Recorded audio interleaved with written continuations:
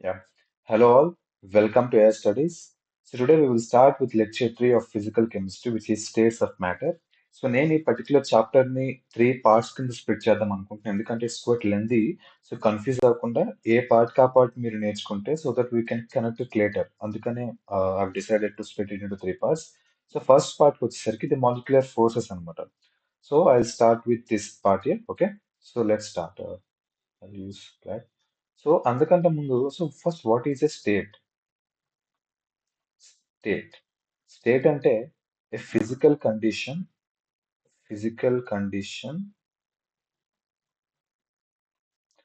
Of a substance, అంతే కదా.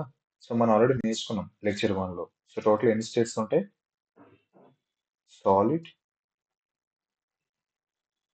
Liquid and gaseous state. Okay, so ఈ త్రీ స్టేట్స్ కి డిఫరెంట్ డిఫరెంట్ ప్రాపర్టీస్ ఉంటాయి. అంటే ఇప్పుడు సాలిడ్స్ తీసుకుంటే డెఫినెట్ షేప్ అంటూ ఉంటుంది, డెఫినెట్ వాల్యూమ్ అంటూ ఉంటుంది. అలాగే లిక్విడ్ కి డెఫినెట్ వాల్యూమ్ ఉంటుంది కానీ పర్టికులర్ షేప్ అంటూ ఉంటుంది, ఎందుకంటే take the shape of the container. So అలాగే gaseous state, no fixed volume and no fixed shape. Okay, so మనం పర్టికులర్ గా ఈ చాప్టర్ లో we will discuss more about okay, we'll discuss more about liquid and gas state అనమాట. Solids like less importance, but major importance వచ్చేసరికి liquid and gaseous state. Okay, so we will learn a lot about these states. Okay, so first దానికన్నా ముందు uh, I wanted to discuss about the properties. So every substance has two properties. ఏంటవి? Physical property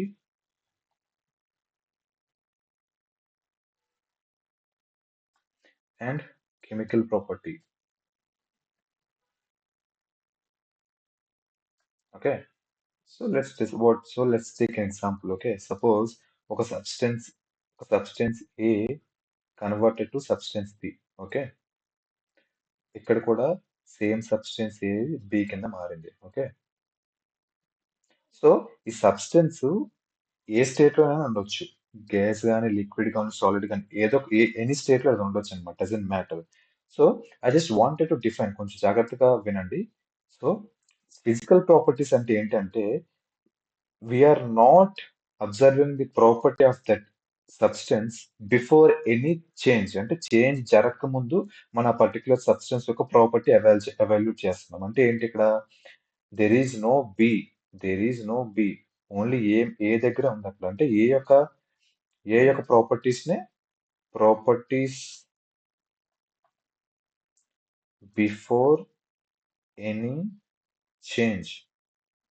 అంటే ఏంటి? Simple గా individual అనమాట. Individual properties.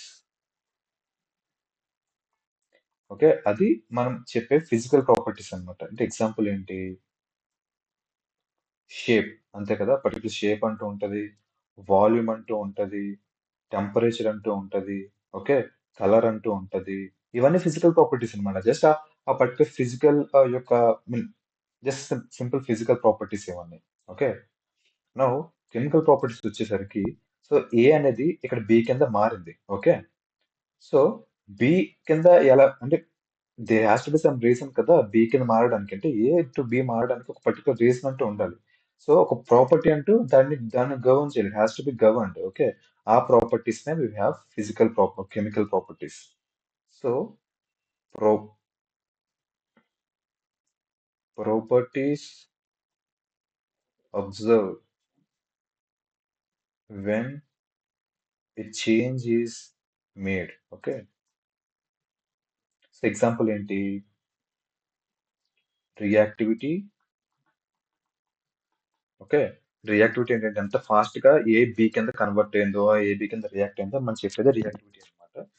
So అలాగే oxidation properties. Oxidation property అంటే ఏంటి? ఆక్సిడేషన్ కెపాసిటీ అంటే ఏంటి? సపోజ్ అంటే ఎంత ఫాస్ట్ గా it it attacks the oxygen, అవి మన ఆక్సిడేషన్ ప్రాపర్టీస్ చెప్పొచ్చు అనమాట. సో ఇవి జనరల్ గా ప్రతి ప్రాపర్టీకి ఉన్న టూ, లైక్ ప్రతి సబ్స్టెన్స్ కు ఉన్న two different properties. Okay, now let's go to the another topic. Which is called యాక్చువల్గా మనకి చెప్తే molecular forces.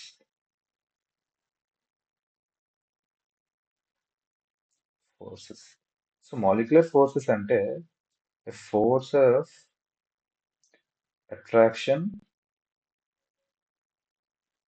Are repulsion. Okay, అంతే కదా, ఇన్ మాలిక్యూల్స్. అంటే ఇప్పుడు ఎవ్రీ మాలిక్యూల్స్ కి ఒక పర్టికులర్ ఫోర్స్ అంటూ వాళ్ళు ఉంటుంది. అంటే ఒక మాలిక్యూల్ ఇంకో మాలిక్యూల్ ని అట్రాక్ట్ చేసుకుంటది, అలాగే రిపల్స్ అంటే రిజెక్ట్ చేస్తుంది, ఇలాంటివి అనమాట. పర్టికులర్ ఫోర్సెస్ నే మనం మాలిక్యులర్ ఫోర్సెస్ అంటాం. మనం సిమిలర్ ఫిజిక్స్ లో నేర్చుకున్నాం కదా, ఫిజిక్స్ లో టైప్స్ ఆఫ్ ఫోర్సెస్ నేర్చుకున్నాం. అలాగే ఇక్కడ కూడా కెమిస్ట్రీలో వీ హ్యావ్ మాలిక్యులర్ ఫోర్సెస్, అంటే మైక్రో లెవెల్లో చూసుకుంటే. ఓకే, సో మళ్ళీ ఈ molecular forces we have two different molecular forces. So what are they? First one is intramolecular. Second one is intramolecular. Okay. So intramolecular అంటే within molecules. Sorry, between two molecules అన్నమాట. So between two or more molecules. Intramolecular అంటే within same molecule.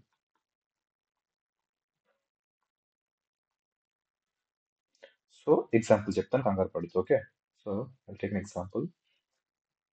So ఇక్కడ ఒక molecule ఉంది, ఇక్కడ ఒక molecule ఉంది, ఇక్కడ ఒక మాలిక్యూల్ ఉంది. సో ఈ మాలిక్యూల్ కి ఎంత ఫోర్స్ ఆఫ్ అట్రాక్షన్ ఉంది, ఈ మాలిక్యూల్ ఎలాంటి force of attraction and repulsion ఉంది, ఒక పర్టికులర్ వాల్యూ ఉంటుంటది కదా. అలాంటి ఫోర్సెస్ అన్ని ఇంటర్ మాలిక్యులర్ ఫోర్స్ అనమాట, అంటే బిట్వీన్ టూ మాలిక్యూల్స్. ఓకే, ఇప్పుడు సపోజ్ ఏ ఉంది, ఇక్కడ బి ఉంది, ఇక్కడ సి ఉంది.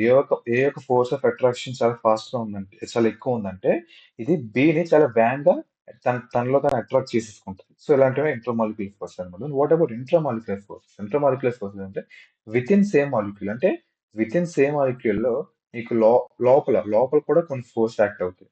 ఓకే, ఇలాంటివి దానివల్ల సైజ్ ష్రింక్ అయిపోవడం కానీ, సైజ్ ఎక్స్పాండ్ అయిపోవడం కానీ, ఇలాంటివన్నీ జరుగుతాయి. వాటిని ఇంట్రామాలిక్యులర్ ఫోర్సెస్ అంటారు. ఓకే, సో మనం ఈ చాప్టర్ లో పర్టికులర్ గా మనం మేజర్ గా ఫోకస్ చేసేది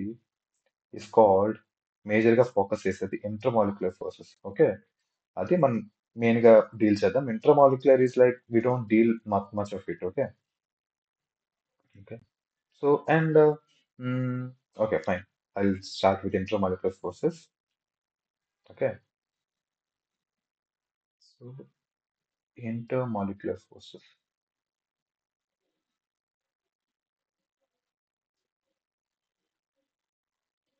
ఓకే, సో ఇందులో మళ్ళీ త్రీ టైప్స్ ఉంటాయి. సో త్రీ టైప్స్ ఉంటాయి. ఫస్ట్ వన్ ఏంటి? to use. Okay. First one is dispersion forces,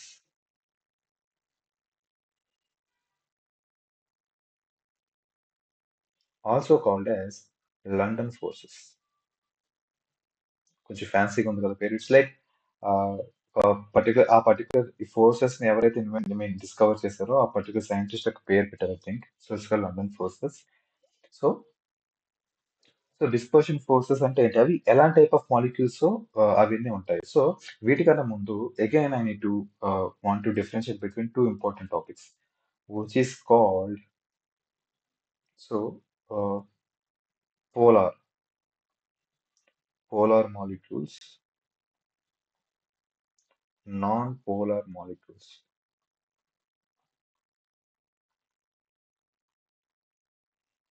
okay, polar molecules అంటే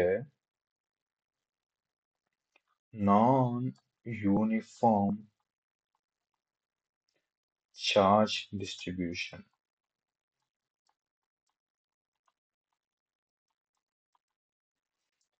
నాన్ పోలార్ అంటే uniform charge distribution. Okay, so ఈ డిస్పర్షన్ ఫోర్సెస్ అనేవి ఎస్పెషల్ గా నాన్ పోలార్ మాలిక్యూల్స్ లో ఉంటాయి. నాన్ పోలార్ మాలిక్యూల్స్ అని చెప్పాను, uniform charge distribution. Suppose let's take oxygen molecule. Oxygen molecule లో ఇక్కడ ఓ ఉంటుంది, ఇక్కడ ఓ ఉంటుంది. So double bond. Okay, so same ఇక్కడ రెండు ఉండవు, రెండు సేమ్ ఆక్సిజన్ అంటే రెండు రెండు ఆటమ్స్ సేమ్ ఆక్సిజన్ అంటే ఏంటి, వాటి యొక్క ప్రాపర్టీస్ కూడా సేమ్ ఉంటాయి. అంటే ఇక్కడ ఎంత ఎలక్ట్రోనెగటివిటీ ఉందో ఇక్కడ కూడా అంతే ఎలక్ట్రోనెగటివ్. ఎలక్ట్రోనెగటివిటీ అంటే ఏంటి, so the tendency to attract electrons అన్నమాట. అంటే ఆక్సిజన్ అనేది మోస్ట్లీ ఎలక్ట్రోన్ నెగిటివ్, అంటే ఇట్ లైక్స్ ఎలక్ట్రాన్స్, తనకి ఎలక్ట్రాన్స్ కావాలి, తనకి ఎలక్ట్రాన్స్ కావాలి, తన ఎలక్ట్రాన్స్ ఇవ్వదు, ఎలక్ట్రాన్స్ కావాలి. ఎలక్ట్రాన్స్ కావాలంటే it has most like more electrons అని మనం జనరల్ గా ఈ సింబల్ తో డిఫైన్ చేస్తాము, నెగిటివ్ అన్నమాట. ఇప్పుడు అంతే కదా. సపోజ్ యాక్చువల్ గా నేను ఈ పర్టికులర్ కాన్సెప్ట్ అనేది ఇంకొక అనదర్ చాప్టర్ డిస్కస్ చేద్దాం అనుకుంటున్నా. Just for sake understand like try to memorize that electron negativity అంటే దానికి ఎలక్ట్రాన్స్ కావాలి, ఇట్ లైక్స్ ఎలక్ట్రాన్స్. ఓకే, అదొకటే గుర్తుంచుకోండి. సో ఇక్కడ ఉన్న ఆప్షన్ ఇక్కడ ఉన్న సేమే కదా, సో ఇక్కడికి సేమ్ ఎలక్ట్రాన్ నెగిటివిటీ ఉంటుంది, దీనికి కూడా సేమ్ ఎలక్ట్రాన్ నెగిటివిటీ ఉంటుంది కాబట్టి వీటి యొక్క వీటి మధ్యన చార్జ్ డిస్ట్రిబ్యూషన్ చాలా సమానంగా జరుగుతుంది. Okay, uniform charge distribution. దానివల్ల ఏంటి, ఇక్కడ సేమ్ ఛార్జ్ ఉండి ఇక్కడ సేమ్ ఛార్జ్ ఉంది, దానివల్ల యూజ్ ఏంటి, there is no particular force అంటూ ఉండదు కదా. సో అంటే వాటిని డిస్పర్షన్, ఇలాంటి డిస్పర్షన్ ఫోర్సెస్ ఇక్కడ మీన్ ఇలాంటి నాన్ పోలార్ మాలిక్యూల్స్ మేజర్ గా వస్తాయి. అంటే ఇక్కడ ఎంత ఇక్కడ ఎంత ఫోర్స్ ఉందో ఇక్కడ కూడా అంతే ఫోర్స్ ఉందన్నమాట. ఓకే, దానివల్ల ఏంటి, there is no dipole. Dipole అంటే క్యాన్సిలేషన్ ఆఫ్ చార్జెస్ అన్నమాట.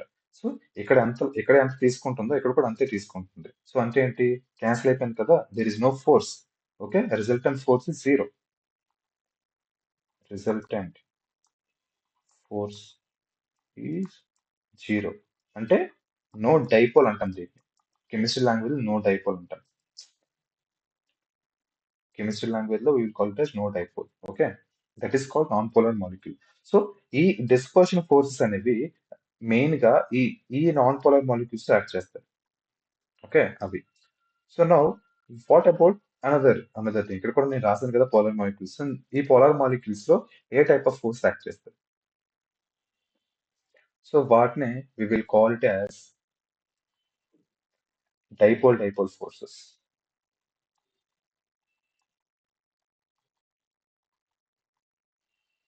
ఓకే, సో సేమ్ ఇక్కడ ఈ డైపోల్ ఫోర్స్ అనేవి పోలార్ మాలిక్యూల్స్ లో యాక్ట్ చేస్తాయి, non uniform charge distribution. Okay, let's take water, H2O.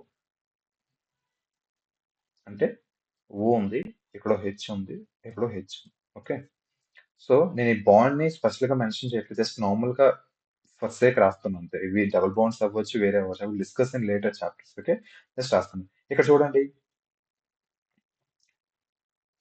O అనేది హైడ్రోజన్ కన్నా మోస్ట్ ఎలక్ట్రోనెగటివ్ ఎలిమెంట్ అన్నమాట.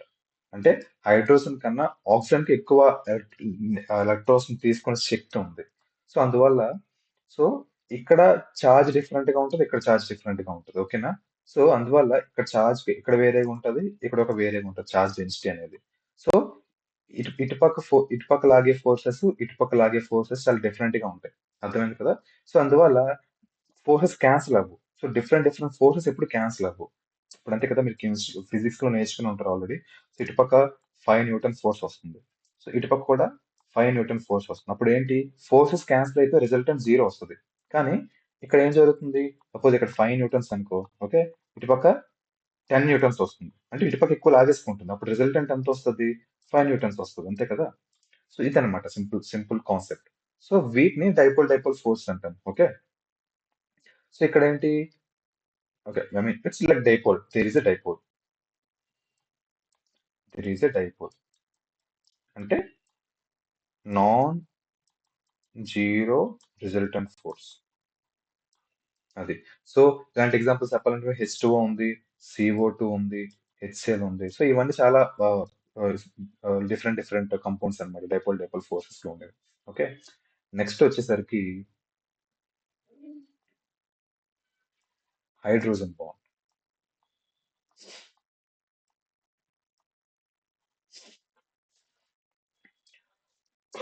సారీ. సో హైడ్రోజన్ బాండ్ వచ్చేసరికి ఇక్కడ ఈ కొంచెం డిఫరెంట్ కాన్సెప్ట్ ఉంటుంది దీనికి. So I explain clearly.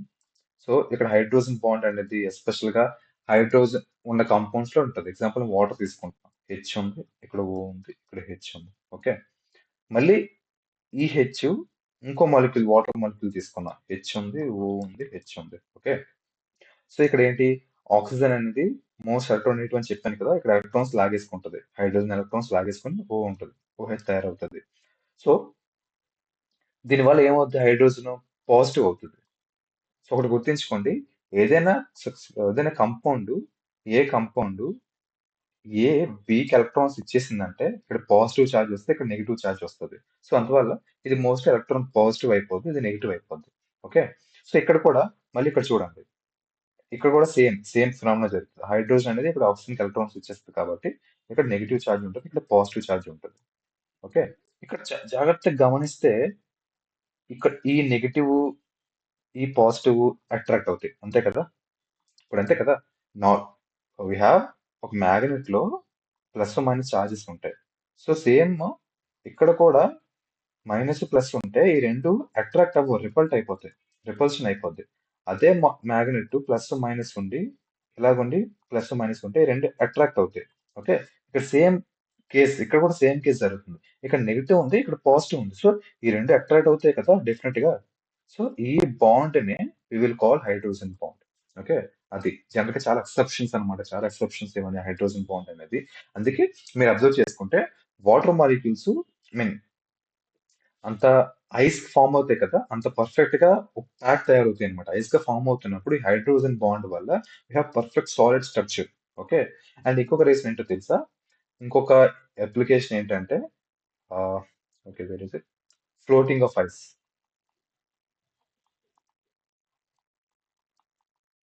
Okay. On water. ఎందుకంటే మీరు ఐస్ ఐస్ చూసుకున్నా వాటర్ చూసుకున్నా వాటి మధ్యన హైడ్రోజన్ బాండ్ యొక్క స్ట్రెంత్ వేరే. ఇక్కడ ఐస్ ఫామ్ అవుతున్నప్పుడు హైడ్రోజన్ బాండ్స్ అని ఉన్నాయి కదా, ఈ బాండ్ అని హెక్సోగనల్ షేప్ కింద కన్వర్ట్ అయిపోతాయి. హెక్సోగనల్ షేప్ కింద కన్వర్ట్ అయిపోతున్నప్పుడు వాటి యొక్క వాల్యూమ్ తగ్గిపోద్ది, సారీ వాల్యూమ్ పెరిగిపోద్ది. ఓకే. అంటే ఏంటి, వాల్యూమ్ పెరిగితే నీకు ఆటోమేటిక్ గా డెన్సిటీ తగ్గుతుంది, డెన్సిటీ తగ్గిపోద్ది.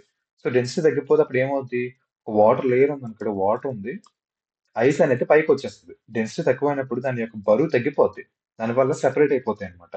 ఐస్ ఫ్లోట్ అయిపోతే వాటర్ కింద ఉంటుంది, ఐస్ ఫ్లోట్ అయిపోద్ది అనమాట. సో ఇది జనరల్ గా హైడ్రోజన్ బాండ్ యొక్క అప్లికేషన్, ఇది ఒక ఫెనామినల్ అనమాట. Okay. Nice. Now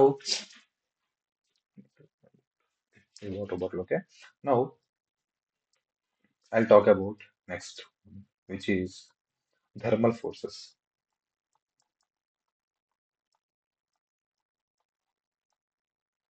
or energy. So what is it? So let's take some molecule. ఇక్కడ మాలిక్యూల్ ఉంది. ఓకే.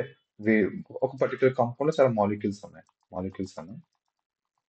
సో మీరు ఎస్పెషల్లీ గ్యాస్ స్టేట్ లో సపోజ్ నువ్వు వాటి యొక్క టెంపరేచర్ పెంచావనుకో, అంటే హీట్ చేస్తే ఆ మాలిక్యూల్స్ అనేవి వాటికి ఎనర్జీ వస్తుంది. మాలిక్యూల్ కి హీట్ ద్వారా ఎనర్జీ వస్తుంది, అంటే వీఆర్ ప్రొవైడింగ్ హీట్ ఎనర్జీ.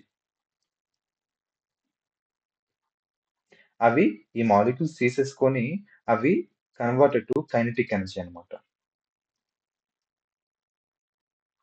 అంటే ఎలా కైనెటిక్ ఎనర్జీ కన్వర్ట్ అయింది, ఇప్పుడు ఒక సింపుల్ కేస్ చెప్తాను చూడండి.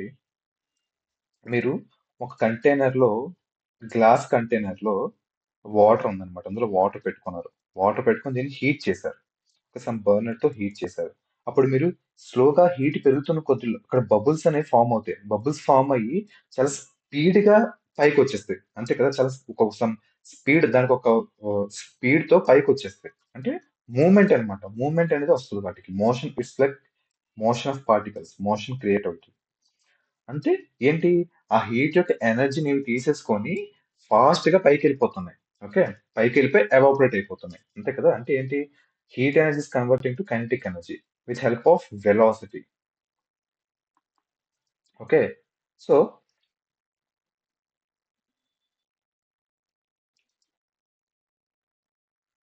సో ఇవన్నీ దేని వల్ల వచ్చాయి, ఈ థర్మల్ ఫోర్సెస్ వల్ల మీకు ప్రొవైడ్ అవుతుంది అనమాట. అంటే హీట్ ఎనర్జీ నుంచి కెనెటిక్ ఎనర్జీ కింద మారుతున్నాయి ఈ ఫోర్సెస్, ఒక ఎనర్జీని ప్రొవైడ్ చేస్తున్నాయి. So that is called thermal energy. Okay. Special గా లిక్విడ్స్ లో ఐ మీన్ ఎవ్రీ స్టేట్ లో థర్మల్ ఎనర్జీ అంటే ఉంటుంది. Okay, nice. Next I think ఈ మాలిక్యులర్ ఫోర్సెస్ ఇంతే, లైక్ ఇంతకు మించి చెప్పాల్సిన పెద్ద టాపిక్ ఏం లేదు. ఎందుకంటే like we need to understand the basic physical significance of this chapter. ఎందుకంటే ఫర్దర్ గా వీటికి అప్లికేషన్స్ ఉంటాయి. అందువల్ల నేను జస్ట్ డెఫినేషన్స్ చెప్తామని దీని ఒక సపరేట్ పార్ట్ కింద చేశాను. సో మిగతాది నెక్స్ట్ వచ్చే కాన్సెప్ట్స్ అన్ని మాక్సిమం మ్యాథమెటికల్ ఫార్ములాస్ ఉంటాయి. ఓకే, ఇది మాక్సిమం అంతా జస్ట్ థియరీ టైప్ అన్నమాట. సో మీకు బాగా అర్థం చేసుకుంటారని చెప్పి నేను దీన్ని సపరేట్ కింద చేస్తాను. So hope you understand. So మన it's small lecture but some important lecture. Okay, so వీటిని బేస్ చేసుకొని we will start with the next part, which is I'll discuss next part. So uh, okay, next part is I'll write here only. So part B మనం చేసుకోబోయేది gas laws. Okay,